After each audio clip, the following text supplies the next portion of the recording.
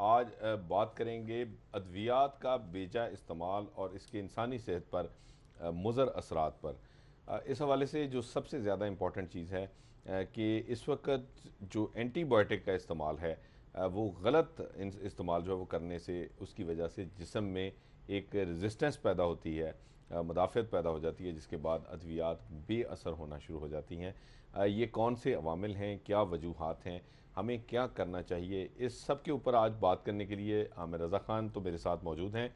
लेकिन हमें आज के इस जो है वो इस्लाम लाहौर शो में ज्वाइन किया है मारूफ physician professor doctor Faisal Masood ने, और उनकी जो माहिराना राय है इस हवाले से, इस तमाम संगीन सूरत हाल के हवाले से, वो आज के प्रोग्राम में ज़रूर शामिल करेंगे।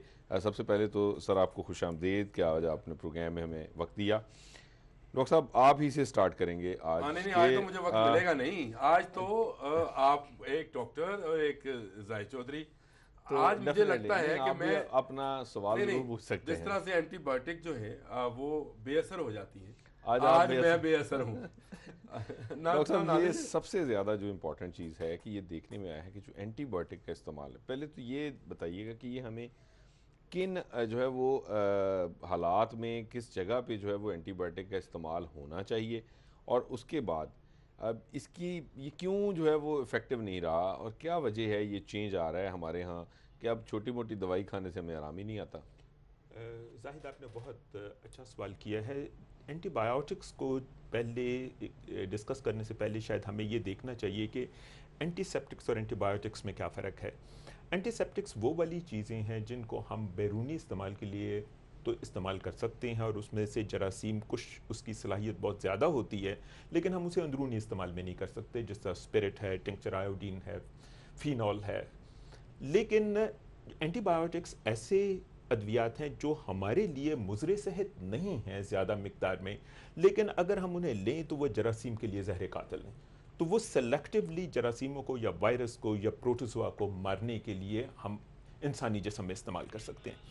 एंटीबायोटिक्स जब भी हम लेते हैं तो जरासीमों की जो पॉपुलेशन है, जरासीमों की जो तादाद है वो बहुत मकदार में कम हो जाती है, और जिस्म की अपनी क़ुव्वत मुदाफ़त फिर इस काबिल हो जाती है कि वो उसको मुकाबला करके हमें इस इन्फेक्शन से बाहर निकाल दे।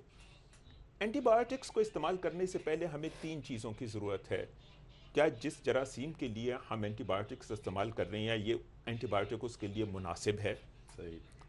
कोई ऐसी दवाई इस्तेमाल की जाए जो उसके ऊपर असरअंदाज ही ना हो, उसे इस्तेमाल करने का कोई फ़ायदा नहीं अगर है। इसको डॉक्टर साहब इस तरह से कह दें कि जिस डॉक्टर के पास अगर हम जा रहे हैं, क्या वो कॉम्पिटेंट है कि उसको पता हो कि आपकी बॉडी जो है वो किस तरह के एंटीबायोटिक को झेल लेती है। हमने ये देखा है, मैं अपनी बात करता हूँ, सॉरी मैं आपकी बात काट भी रहा हूँ, लेकिन हम बसा औकात कहते हैं कि फ़लाँ डॉक्टर जो है उस पर बच्चों को ले जाए तो बड़ी जल्दी आराम आ जाता है। पता बाद में चलता है कि स्टेरॉइड से या एंटीबायोटिक थे। एक चीज़। दूसरा डॉक्टर साहब, मैं खुद स्टेरॉइड्स का शिकार हूँ। मुझे बचपन में सांस की बीमारी थी, और हमारे मोहल्ले में एक होता था डॉक्टर जंजकार वाला। ये मैं अंदरून शालमी के जो लोग रहने वाले हैं जो हमारा प्रोग्राम देख रहे हैं वो जानते होंगे। अब्दुल हफीज़ नाम था उनका, और उनको जंजकार वाला इसलिए कहते थे कि जब माइग्रेशन हुई तो जो हिस्से उनके मकान आया वो पहले हिंदुओं का एक शादी हाल था, जिसको हम पंजाबी में जंजकार, तो वो डॉक्टर जंजकार वाला मशहूर था। उन्होंने मेरे वो जो सांस की बीमारी थी उसको ख़त्म करने के लिए मेरे वालिद को बताकर स्टेरॉइड्स का इस्तेमाल कराया, जिससे मेरा जिस्म बहुत ज़्यादा फूल गया, मैं बहुत मोटा हो गया, मैं बहुत दुबला पतला हुआ करता था। तो उसके बाद से जो मेरे बॉडी में आई चीज़ें, अब मैं ये कहता हूँ कि जी मेरे मोटापे का, मेरी बीमारियों का, मेरे ब्लड प्रेशर का, ये सब डॉक्टर जानकार वाला जो है कसूरवार है। डॉक्टर साहब आमिर रज़ा ने ना अपनी जो बल्कि फिजीक है ना वो भी डॉक्टर पे डाल दी है। लेकिन मैं तो बड़ा सोना था, नहीं, मैं मैंने तो बड़ा अब बात वहां खूबसूरत से था, शुरू की थी कि क्या ये हो डॉक्टर गया। भी कॉम्पिटेंट है आपकी जिनको हम बा- दिखाते हैं, उसके लिए क्या करें। आपकी बात बिल्कुल बचा है। इसमें कोई शुबा नहीं है कि जब भी आप किसी भी काम के लिए किसी माहिर के पास जाते हैं, चाहे वो गाड़ी मरम्मत कराने के लिए जाएं या ऐनक मरम्मत कराने के लिए जाएं, तो उसके लिए उसकी महारत होनी ज़रूरी है। तो इसी लिहाज से जब अपनी सेहत का इलाज कराने जाते हैं तो मुनासिब ट्रेंड, मुनासिब स्पेशलाइज्ड डॉक्टर के पास जाना मुनासिब होगा, जो कि आपकी सेहत के मुताबिक और आपकी बीमारी और उम्र के मुताबिक आपको मुनासिब दवाई और एंटीबायोटिक दे सके।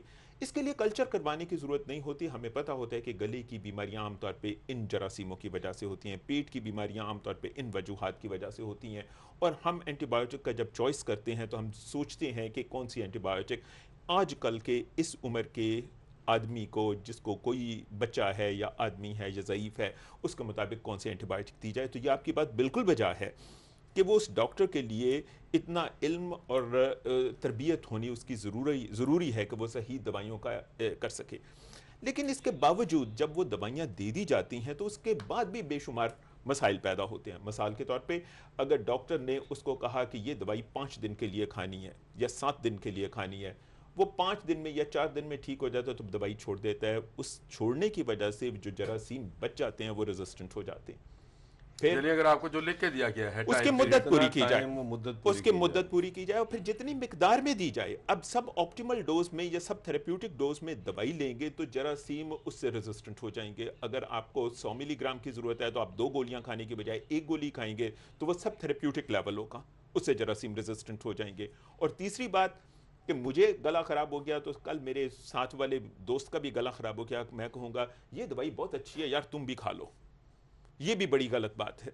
तो 3 बातें: दवाई की मुद्दत पूरी की जाए, एक मुनासिब डॉक्टर के पास जाके मुनासिब दवाई लिखवाई जाए, दवाई की मुद्दत पूरी की जाए, दवाई को कम मिकदार में इस्तेमाल ना किया जाए, जितनी दवाई लिखी गई है उतनी की जाए, और ख़ुद ब खुद लोगों को में दवाइयाँ तकसीम ना हो या केमिस्ट से जाके ख़ुद ब खुद ख़रीदने का जो रुझान है वो कम होना चाहिए। अच्छा, इसमें ही एक और इसमें जो है वो एक मसला है कि बाज़ दफ़ा जो डॉक्टर्स अद्वियात लिखते हैं वो ये देखे बगैर लिख देते हैं कि जो पेशेंट है उसकी अफोर्डेबिलिटी है इसमें कि नहीं, ये इतनी महंगी एंटीबायोटिक जो है वो किसी कंपनी की वो उसके वो जो है वो सकत रखता है ख़रीदने की या नहीं।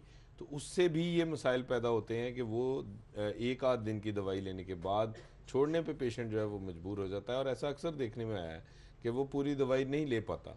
आपकी तो बात डॉक्टर को क्या इस पे चाहिए नहीं कि डॉक्टर्स भी थोड़ा इस बात का ध्यान रखें? इसमें कोई शुबा नहीं है कि ये मरीज की ये एक फैमिली फिजिशियन और एक डॉक्टर का मरीज के साथ एक रब्ता ऐसा दिल का होना चाहिए कि वो उसकी सहूलत, उसकी उम्र, उसके वसाइल को देख के उसके मुताबिक दवाई और इलाज तजवीज़ करे।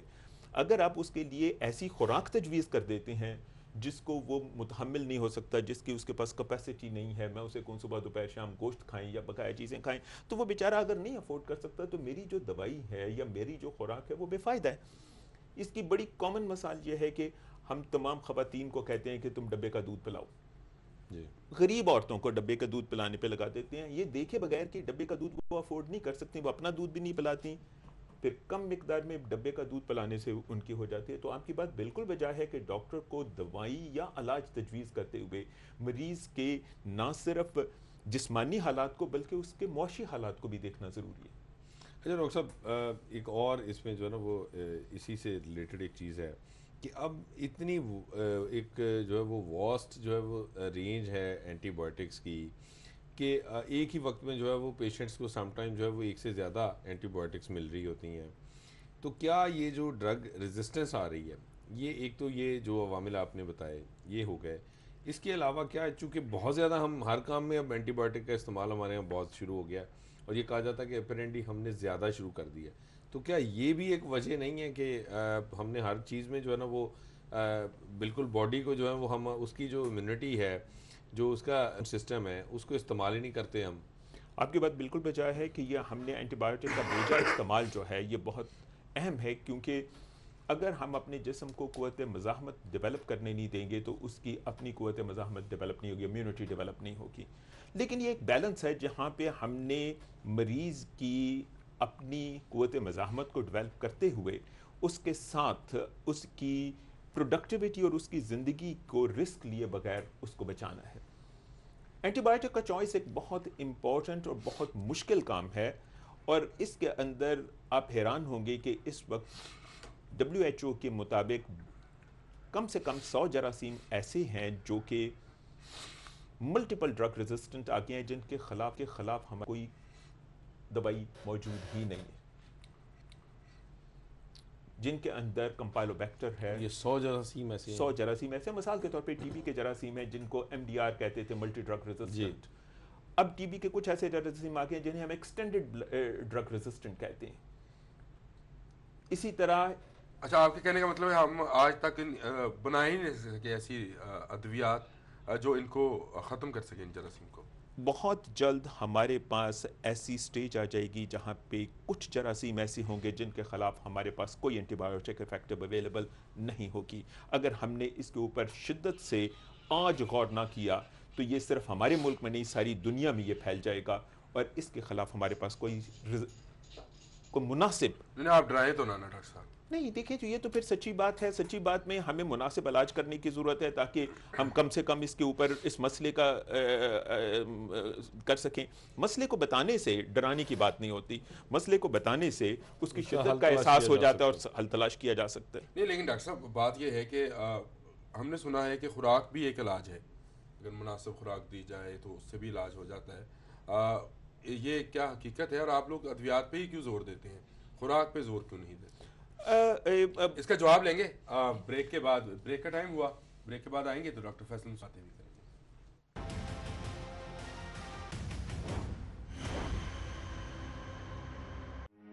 सिटी 42 पर हम दिखाते हैं शहर भर की खबरें।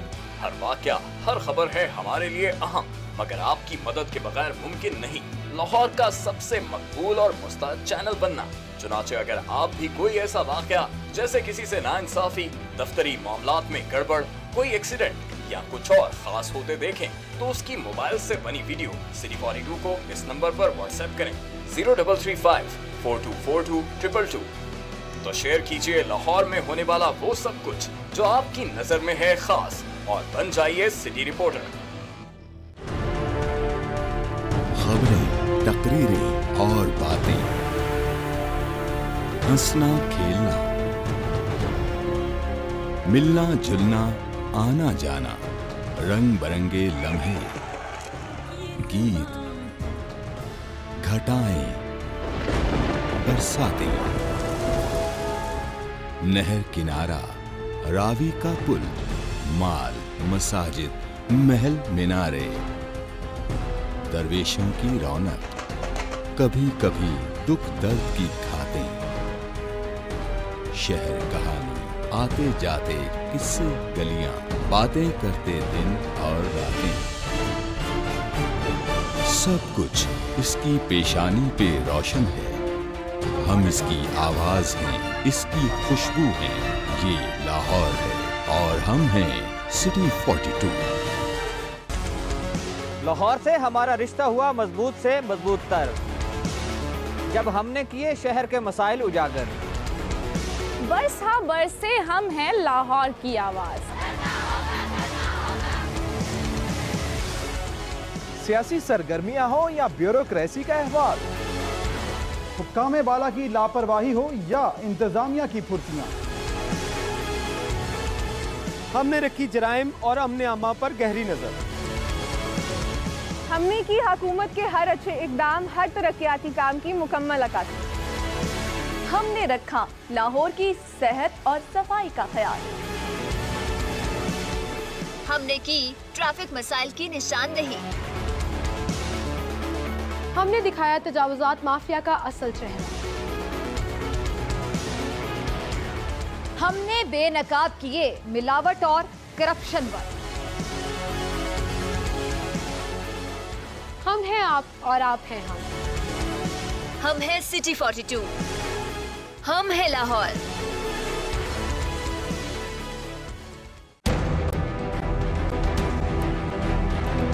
जो सोचता है वो सवाल करता है,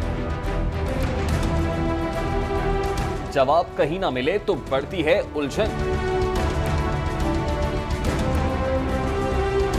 क्या है हमारे तलबा की उलझन? उनके जहनों में सवालात क्या हैं?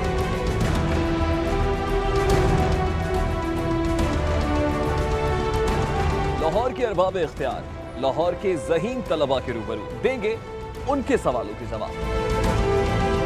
देखिए प्रोग्राम लाहौर की आवाज। देखिए प्रोग्राम लाहौर की आवाज इतवार की शाम 6:05 पर सिर्फ सिटी 42 पर।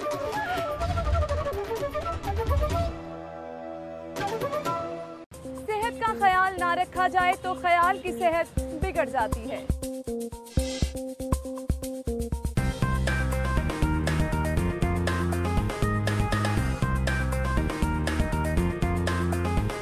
A healthy mind lives in a healthy body.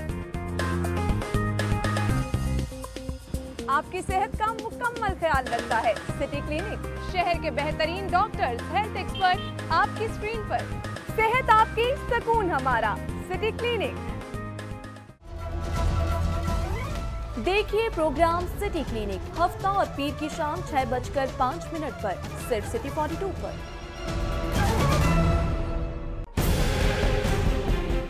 System जो है उसे आज नाफिज किया गया है। क्या आप इस सिस्टम के होते हुए बल्दियाती जो नुमाइंदे हैं वो प्रॉपर तरीके से परफॉर्म कर पाएंगे?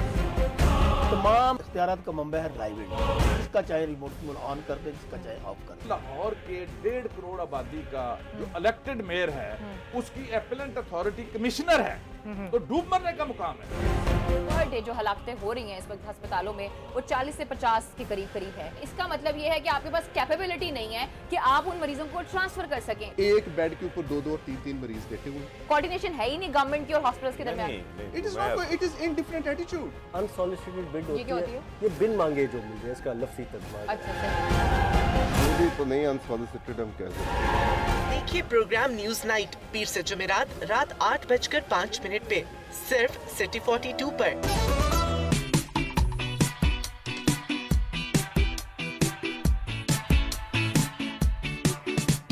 हम देंगे आपको शहर की हर खबर, आपको करेंगे रोजाना अपडेट, आज के भाव, सेल्स हो या प्रमोशन, हम आपको मिलवाएंगे आपकी पसंदीदा शख्सियात।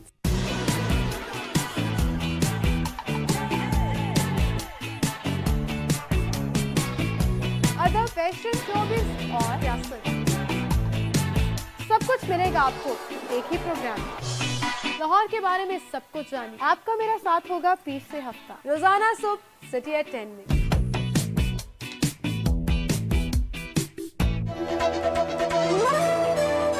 देखिए सिटी एट 10 पीर से हफ्ता सुबह 10:05 पर सिर्फ सिटी 42 पर। खोज रगों में जहर उतारने वालों की, बेगुनाहों का खून बहाने वालों की, अगवा की हो वारदात या फंदे पे झूल रही हो लाश, और कैसे रुकेंगे खवातीन की तरफ बढ़ते हाथ। पहुंचेंगे हवालात अब सब धोखेबाज।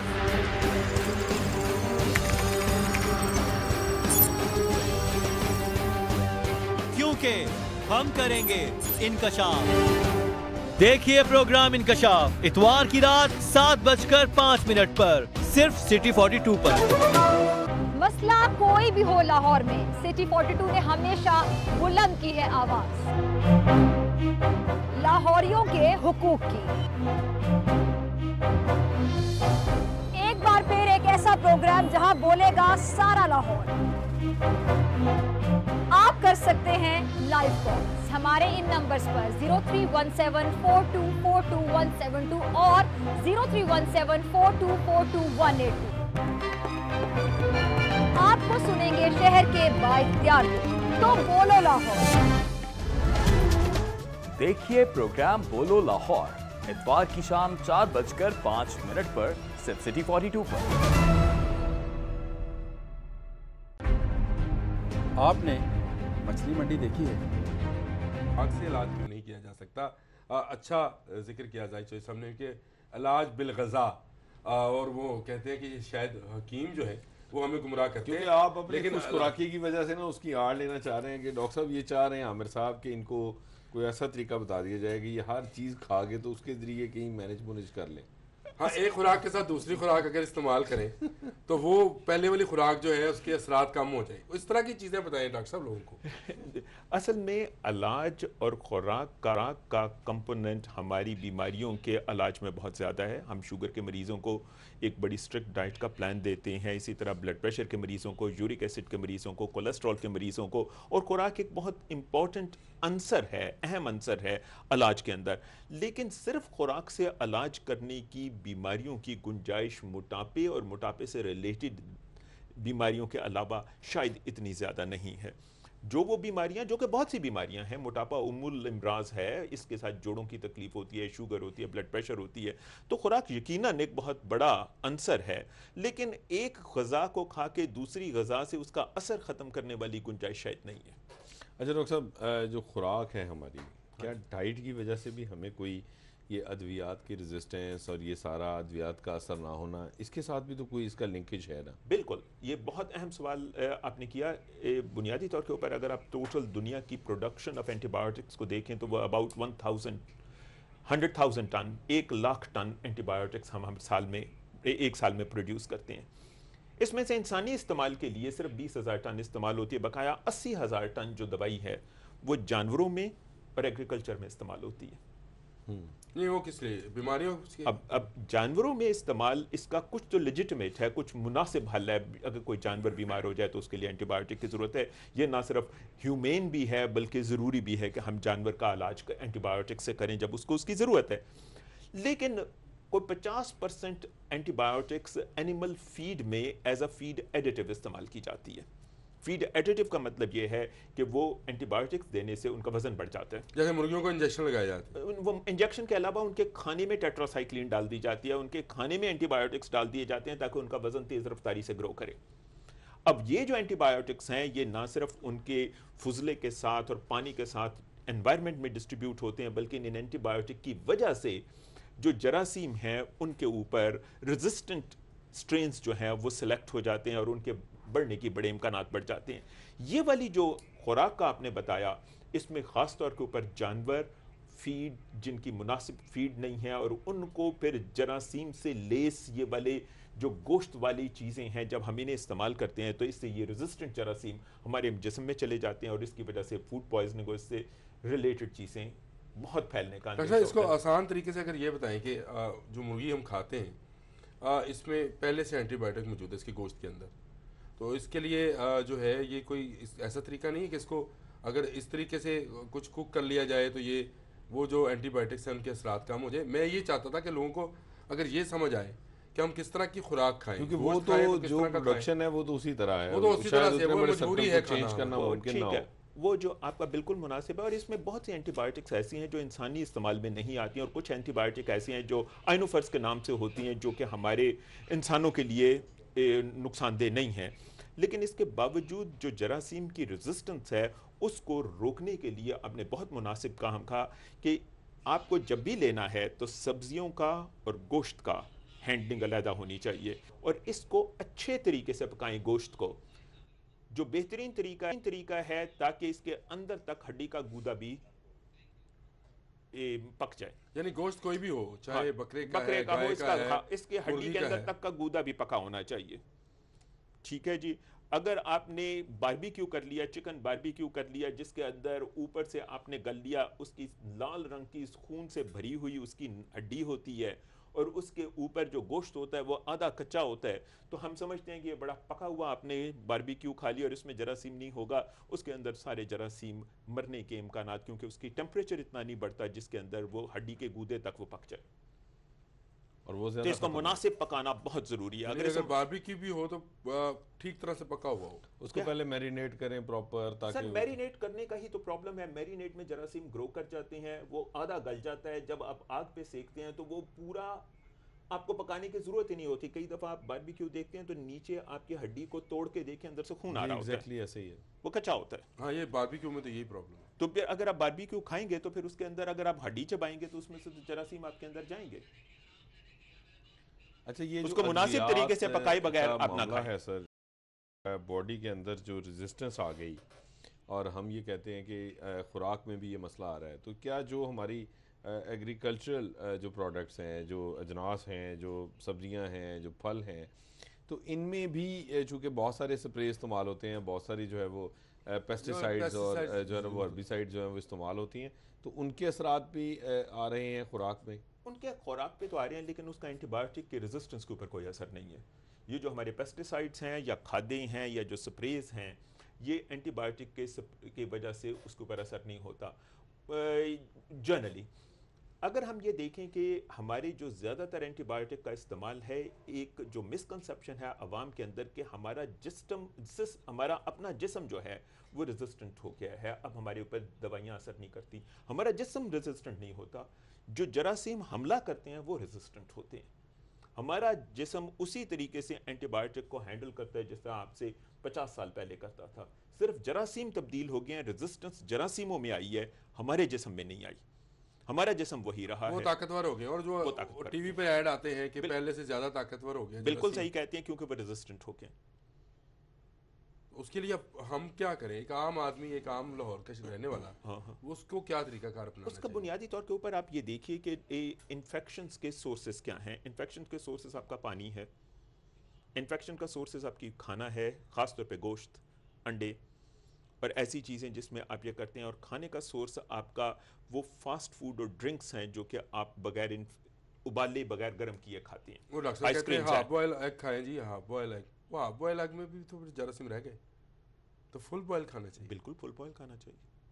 तो ये हाफ बॉयल वाला कंसेप्ट गलत है, बिल्कुल गलत है। जहाँ पे साल्मोनेला इन्फेक्शन हो, वलायत के अंदर साल्मोनेला इन्फेक्शन चूँकि बहुत कम होती है, वहाँ पे हाफ बॉयल एग खाने की कोई मसला नहीं है। लेकिन चूंकि मुर्गियों के अंदर साल्मोनेला इनकी अंतड़ियों के अंदर बहुत ज़्यादा मिकदार में होता है, तो साल्मोनेला फूड पॉइजनिंग जो है वो कॉमनेस्ट कॉज है जब आप ये अंडर कुक्ड पोल्ट्री खाएंगे। साल्मोनेला इन्फेक्शन कोई भी है, यानी पोल्ट्री प्रोडक्ट जितनी भी हैं, अंडे समेत। लेकिन इसका मतलब ये नहीं है कि आप कच्चा अंडा दूध में डाल के पीते हैं कि गला ठीक हो जाएगा। देखें कि वो तो बहुत सी चीज़ें की जाती हैं, लेकिन ये कहने का मतलब यह है कि अगर उसमें जरासीम ना हो तो बेशक अंडा पिए, लेकिन to be on the safe side आपको ये देखना चाहिए कि क्या अगर इसमें जरासीम होंगे तो मैंने क्या करना है। कुछ ऐसे अंडे भी और ऐसी पोल्ट्री भी होगी जिसमें इन्फेक्शन ना हो, लेकिन हमें रिस्क नहीं लेना चाहिए। हमें तमाम खाने को पका के खाना चाहिए ताकि उसमें इन्फेक्शन का एहतमाल अच्छी तरह पका के खाना अच्छी तरह। अगर आपके घर में गैस आ रही है, इस हवाले से ये जो मल्टी ड्रग रेजिस्टेंस है, एक्सटेंडेड ड्रग रेजिस्टेंस आ रही है, ख़ास तौर पे आपने जिस तरह जिक्र किया कि टीबी के पेशेंट्स जो हैं उनमें ये बहुत एक मसला जो है, और उनकी तादाद बढ़ रही है बहुत तेज़ी से, जो पहले नहीं होती थी। इसी तरह बाकी बहुत सारी जो बीमारियां हैं उनमें जो अद्वियात हैं वो उतनी अब मौसर नहीं रहती हैं और डॉक्टर्स को फिर चेंज करनी पड़ती हैं बार बार एंटीबायोटिक। इस हवाले से हमारे यहाँ देखा गया है कि एक रिसर्च का बहुत फुकदान है। इसके ऊपर आप क्या एडवाइस करते हैं कि हमें क्या करना चाहिए, क्योंकि हम अपने मारूजी हालात के मुताबिक हमारे यहाँ अभी तक कहीं रिसर्च दिखाई नहीं देती। आपकी बात ये बिल्कुल मुनासिब है कि हमारे जरासीमों की रेजिस्टेंस का पैटर्न, एंटीबायोटिक का चॉइस, हर 3 महीने के बाद जो जरासीमों की रिलेटिव मिकदार में जो इजहार है वो तमाम हस्पतालों में होना चाहिए, जिसके अंदर हमें ये पता हो कि हमारे यहाँ जितने भी कल्चर्स आए हैं इनमें कौन से जरासीम निकाले गए हैं, इनकी कल्चर सेंसिटिविटी की रिपोर्ट्स क्या हैं, और इन रिपोर्ट्स के मुताबिक मुनासिब दवाइयों का चॉइस रिकमेंड किया जाए बाय माइक्रोबायोलॉजिस्ट। ये वाला काम जो है वैसे तो तमाम यूनिवर्सिटीज़ और हॉस्पिटल्स में हर 3 महीने के बाद होने का छोटा मोटा इंतज़ाम मौजूद है, अगरचे वो इतना बड़े इलाके पे पब्लिश नहीं होता, लेकिन तमाम ऑपरेशन थिएटर्स के और तमाम स्वाब्स के टेस्ट लिए जाते हैं और उनको देखा जाता है कि कौन से इसमें जरासीम हैं, और उन जरासीमों के मुताबिक एंटीबायोटिक का एक पैटर्न डिसाइड किया जाता है कि ये वाली एंटीबायोटिक्स जो हैं इस हस्पताल के लिए ज़्यादा इफेक्टिव होंगी। डॉक्टर, लेकिन एंटीबायोटिक जो है या आप लोग लिख भी देते हैं, महंगी बहुत है, खाना मुश्किल बहुत है। मतलब ये तो आप डिपेंड करते हैं कि आप कौन सी एंटीबायोटिक की बात कर रहे हैं। मिसाल के तौर पे टेट्रासाइक्लिन जो जनरल फिजिशियन लिखता है ये 50 पैसे का कैप्सूल है, ये भी एंटीबायोटिक है। और उसके बाद आप ऐसी एंटीबायोटिक्स भी हैं जो कि हज़ारों रुपए का एक टीका है। ठीक है जी, तो इस लिहाज से चॉइस ऑफ एंटीबायोटिक्स जिस तरह आपने कहा वो मुनासिब सही अंदाज में सही तरीके से होना चाहिए कि किस आदमी को किस दवाई की ज़रूरत है। गले ख़राब के लिए आप अगर एंटीबायोटिक ऐसी लिख दें जिसके लिए जो कि इंजेक्टेबल हो, जो कि बहुत महंगी हो, तो शायद उसके लिए उसकी ज़रूरत भी नहीं थी, क्योंकि गले के अंदर आमतौर पर स्ट्रेप्टोकोका। यूफोन के सुपर नट्स अच्छे हैं। सिटी 42 पर हम दिखाते हैं शहर भर की खबरें। हर वाकया, हर खबर है हमारे लिए अहम, मगर आपकी मदद के बगैर मुमकिन नहीं लाहौर का सबसे मकबूल और मुस्तैद चैनल बनना।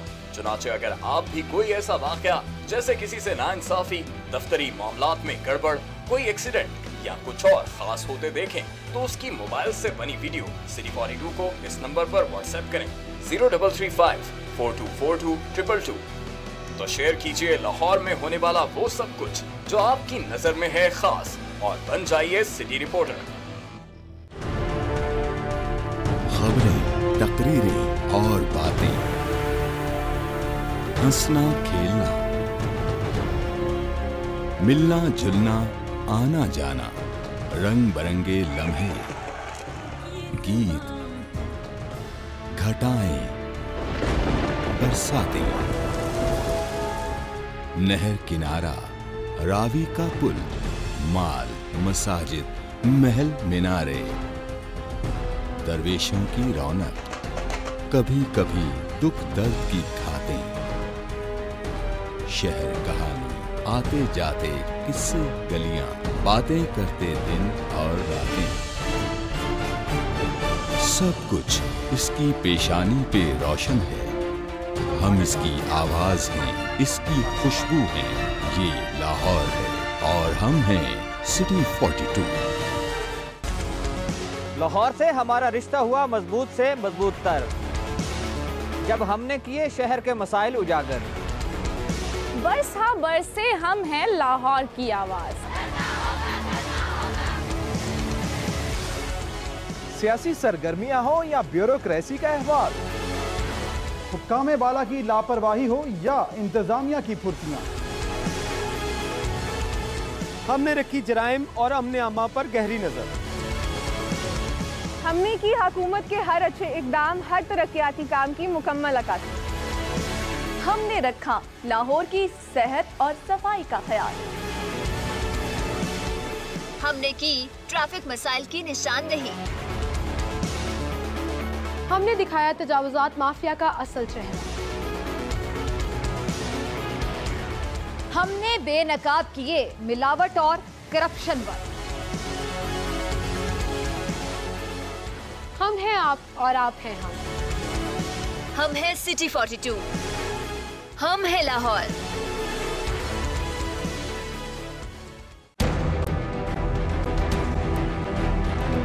जो सोचता है वो सवाल करता है, जवाब कहीं ना मिले तो बढ़ती है उलझन। क्या है हमारे तलबा की उलझन? उनके जहनों में सवालात क्या हैं?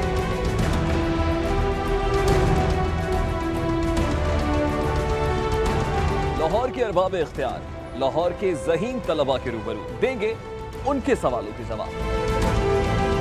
देखिए प्रोग्राम लाहौर की आवाज।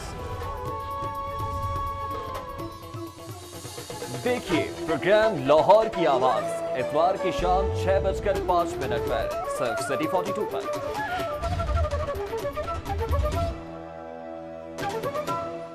सेहत का ख्याल ना रखा जाए तो ख्याल की सेहत बिगड़ जाती है।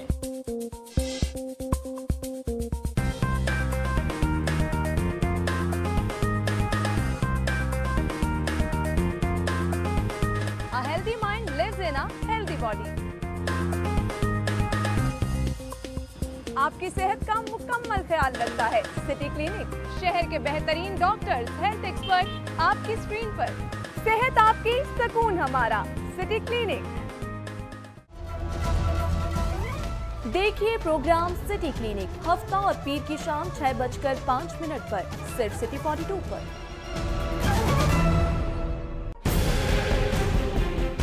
सिस्टम जो है उसे आज नाफिज किया गया है। क्या आप इस सिस्टम के होते हुए बल्दियाती जो नुमाइंदे हैं वो प्रॉपर तरीके से परफॉर्म कर पाएंगे? तमाम इख्तियारात का मंबा है प्राइवेट, जिसका चाहे रिमोट ऑन कर दे, जिसका चाहे ऑफ कर दे। लाहौर के 1.5 करोड़ आबादी का जो इलेक्टेड मेयर है उसकी एपेलेंट अथॉरिटी कमिश्नर है। तो डूब मरने का मुकाम है। पर डे जो हलाकतें हो रही हैं इस वक्त अस्पतालों में वो 40 से 50 के करीब है। इसका मतलब ये है कि आपके पास कैपेबिलिटी नहीं है कि आप उन मरीजों को ट्रांसफर कर सकें। एक बेड के ऊपर 2-2 और 3-3 मरीज बैठे हुए। कोऑर्डिनेशन है ही नहीं गवर्नमेंट की और हॉस्पिटल्स के दरमियान। It is in different attitude. Unsolicited bid होती है, ये बिन मांगे जो मिल जाए, इसका लफ्ज़ी तर्जुमा। अच्छा ये तो नहीं अनसॉलिसिटेड हम कह सकते। देखिए प्रोग्राम न्यूज नाइट पीर से जुमेरात रात 8:05 पे सिर्फ सिटी 42 पर।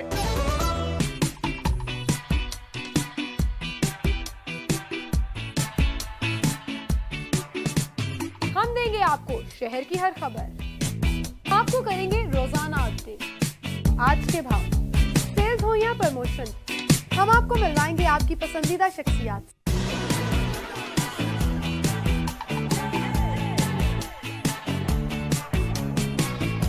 अदब, फैशन, शोबिज़ और सियासत, सब कुछ मिलेगा आपको एक ही प्रोग्राम में। लाहौर के बारे में सब कुछ जानिए। आपका मेरा साथ होगा पीर से हफ्ता, रोजाना सुबह सिटी एट 10 में।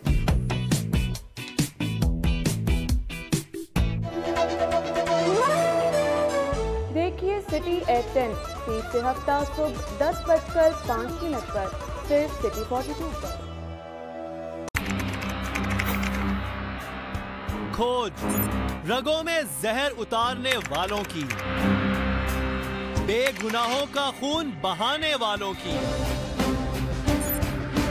अगवा की हो वारदात या फंदे पे झूल रही हो लाश, और कैसे रुकेंगे खवातीन की तरफ बढ़ते हाथ। पहुंचेंगे हवालात अब सब धोखेबाज।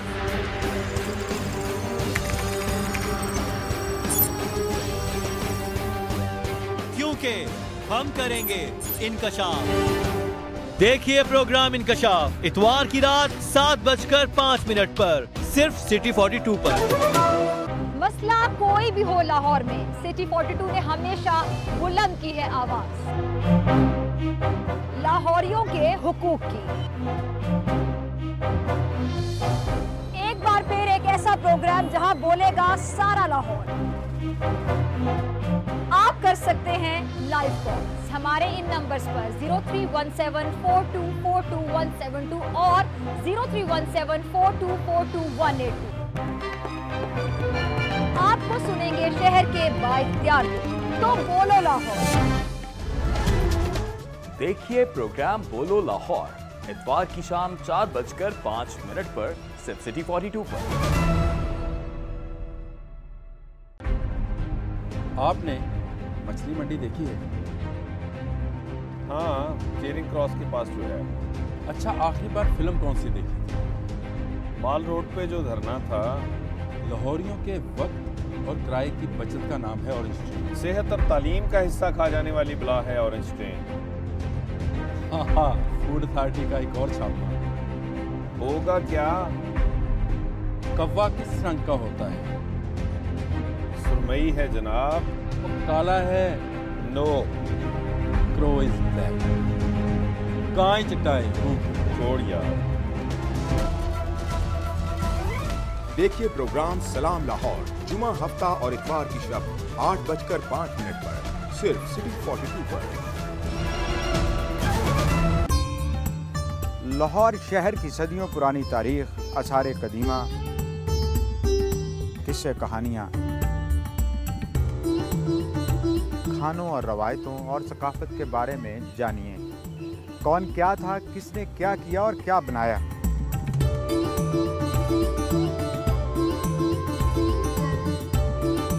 मैं हूं रजा खरल और ये है लाहौर।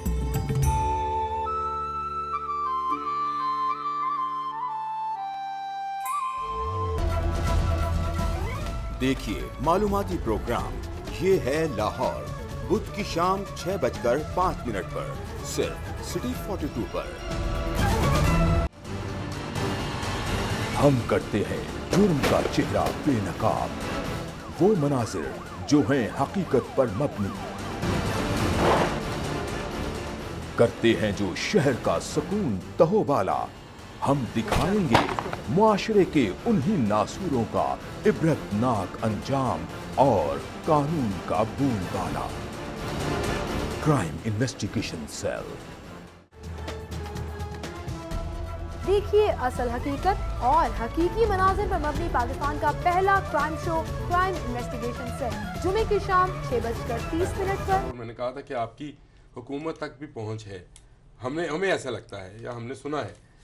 कभी आपने मशवरा दिया कि ये जो अद्वियात की कीमतें हैं ये बहुत ज़्यादा है, तो जेनेरिक नाम से एक ही सॉल्ट है जिससे एक मेडिसिन बनती है, आप अगर कंपनी की वो 1000 रुपए की है, दूसरी कंपनी 100 रुपए में बना रही है, 100 वाली ज्यादा सस्ती है, तो ये सब थोड़ा सेम है दोनों का। और इसकी जो स्टैंडर्डाइजेशन है, जो इसकी स्पेक्स हैं, क्या वो सेम है, क्या है? जाहिद, इस सिलसिले में आपने बहुत अच्छा सवाल उठाया और इस सिलसिले में हुकूमत ने एक बहुत अच्छा इनिशिएटिव शुरू किया है जिसके अंदर तमाम दवाइयाँ जो 16 अरब रुपए की दवाइयाँ हुकूमत ने ख़रीदी हैं और उसके मुख्तलिफ जगहों के ऊपर उनके मुख्तलिफ बैचेस गए हैं, इसमें नेशनल और इंटरनेशनल कंपनीज और उनके किए गए हैं, उनके रैंडम सैंपल्स उठाए गए हैं।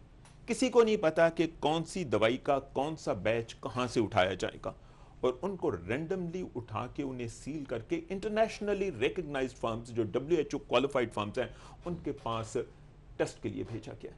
ठीक, इससे हमें यह साबित होगा कि ये दवाइयाँ जो हमारी नेशनल फर्म्स की बनाई जाती हैं ये भी रिप्यूटेबल अगर हों तो ये भी उतनी इफेक्टिव हैं, और सस्ती होने के हवाले से हमें एक रिलायबल एक बेंचमार्क मिल जाएगा जिसकी वजह से अवाम के अंदर भी हौसला और सही दवाइयों का रुझान मिल जाएगा। ये दवाइयाँ जो मुनासिब और सही कीमत पे हों, अगर वो इंटरनेशनली प्रूव हो जाती हैं, जैसे कि हमारा ख्याल है कि हो जाएंगी, और इस इनिशिएटिव से ये आपके सवाल की एड्रेसल हो जाएगी कि अगर ये दो दवाइयाँ, एक महंगी है और एक सस्ती है, और दोनों इक्वली इफेक्टिव हैं, तो यकीनन बात है कि जो सस्ती दवाई है उसे इस्तेमाल करना चाहिए। इसके लिए इंतजार करना पड़ेगा कि हुकूमत के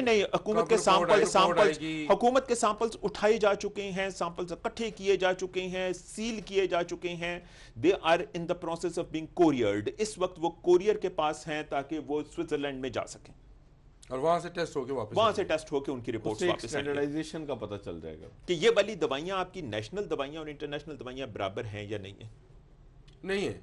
नहीं, ये पता लगेगा ना। नहीं, हमें तो पता है डॉक्टर साहब। नहीं, बाहर से जो पैनाडोल आती है या अच्छा, ये जो वैसे डॉक्टर साहब आपका तो एक आप बहुत जो है वो वसी एक्सपीरियंस आपका, आप क्या समझते हैं कि क्या ये एक परसेप्शन है या बिल्कुल ये जो है वो हमें लोकल दवाइयाँ हमारी इस काबिल ही नहीं है? एक जनरल परसेप्शन होता ना, वो जी एफिकेसी कोई नहीं जी, पोटेंसी कोई नहीं जी, वो आराम नहीं आना जी, एक परसेप्शन है। आप क्या समझते हैं? देखें, बात सुने कि दुनिया में अच्छे और बुरे लोग हर जगह पे पाए जाते हैं।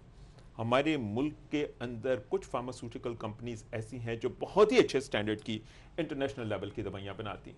जाहिर है कुछ ऐसी कंपनियां भी होंगी जो बहुत घटिया किस्म की दवाइयां भी बनाती होंगी, लेकिन ये कहना कि सारी कंपनीज और सारी नेशनल फार्मास्यूटिकल्स जो हैं वो बिल्कुल बेफायदा और गलत दवाइयां बनाती हैं, गलत हैं। बहुत अच्छी कंपनियां, बहुत इंटरनेशनल स्टैंडर्ड की बनाने वाली दवाइयां भी मौजूद हैं और वो सस्ती भी हैं। इसका मतलब यह है कि हमें डिफरेंशिएट करने की ज़रूरत है इफेक्टिव दवाइयों से इनइफेक्टिव दवाइयों से, ताकि जो लोग अच्छा काम करते हैं उनकी एनकरेजमेंट हो और जो बुरा काम करते हैं उन्हें हम बंद कर दें। जी, अगर ये सैंपल अगर ये गलत आए तो ना सिर्फ बंद हो जाएंगे, इनको पर कानूनी कार्रवाई के हुकूमतकार आता है, इनको बंद करके इनको शायद बहुत बड़े जुर्माने और जेलें हों। और जिन लोगों के सही होंगे वो तो अपनी कीमतें बढ़ा देंगे। मेरी कंपनी है, मेरी कंपनी की दवाई ठीक आ गई, मैं कहूँगा अब तो मेरी ठीक है, ये तो सर्टिफिकेट मिल गया मुझको कि मैं इस कीमत को 100 रुपए की बजाय 200 रुपए कर दूं। शायद इसकी इजाजत इजाजत जो है वो ड्रग रेगुलेटरी अथॉरिटी जो है वो दवाइयाँ की कीमत मुकर्रर करती है। वो किसी एक कंपनी को इतना आसानी से दवाई बढ़ाने की इजाज़त नहीं होती।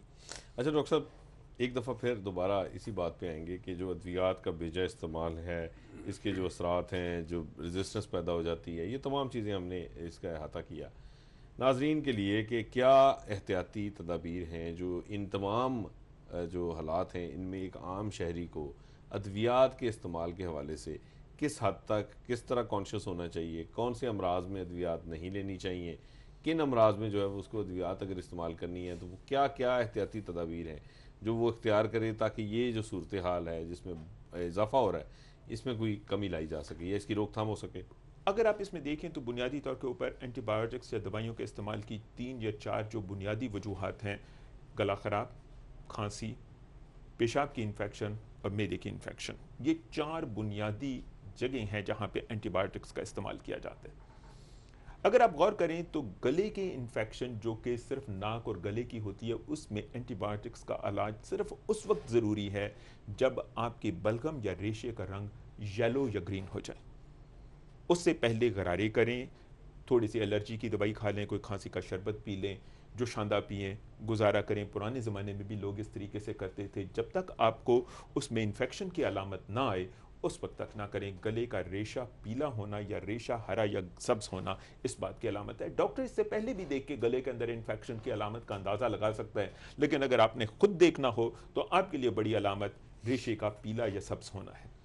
इसी तरीके से खांसी जो है, अगर खांसी आए और उसके अंदर खून आना शुरू हो जाए या पीले रंग का रेशा आना शुरू हो जाए, सब्ज रंग का रेशा आना शुरू हो जाए, तो वो इस बात की अलामत है कि इसमें जरासीमी इन्फेक्शन हो गई है और इसके लिए शायद डॉक्टर के पास जाकर मुनासिब एंटीबायोटिक करने की ज़रूरत है। प्लेन सिंपल खांसी जो कि लोग सिगरेट पीने से हो जाती है, उसके लिए हर आदमी एंटीबायोटिक खाता फिर रहा होता है, शायद वो मुनासिब भी नहीं है।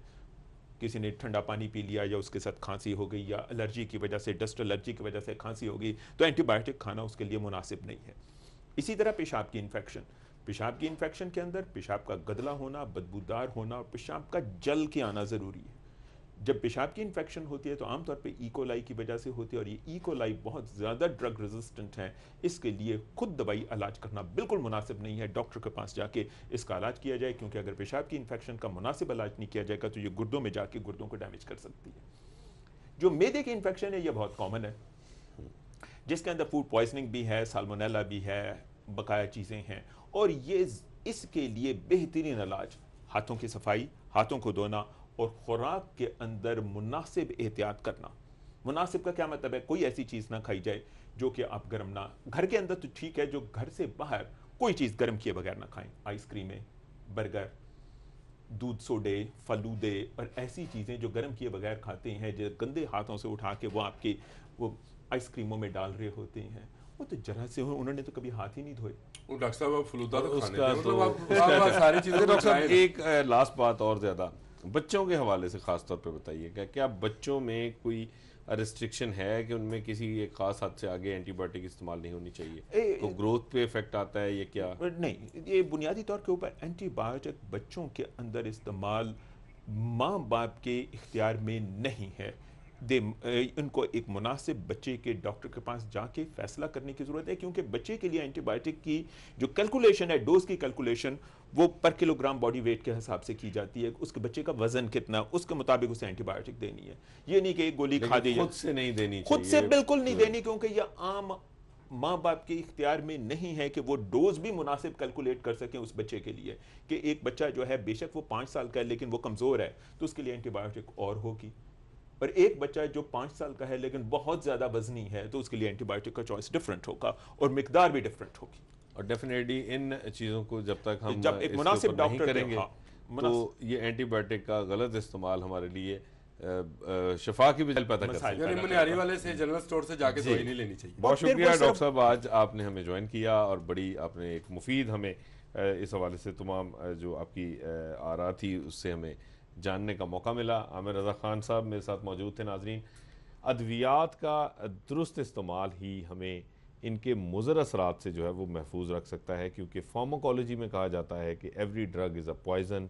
हर दवा जो है वो जहर है, अगर इसका गलत इस्तेमाल होगा तो ये जहर बनेगी, और अगर हम इसका दुरुस्त इस्तेमाल करेंगे तो यही दवाई जो है वो हमारे लिए तरियाक साबित होगी। इसके साथ ही मुझे आमिर रज़ा खान को आज की शो से इजाज़त दीजिए। अल्लाह निगहबान।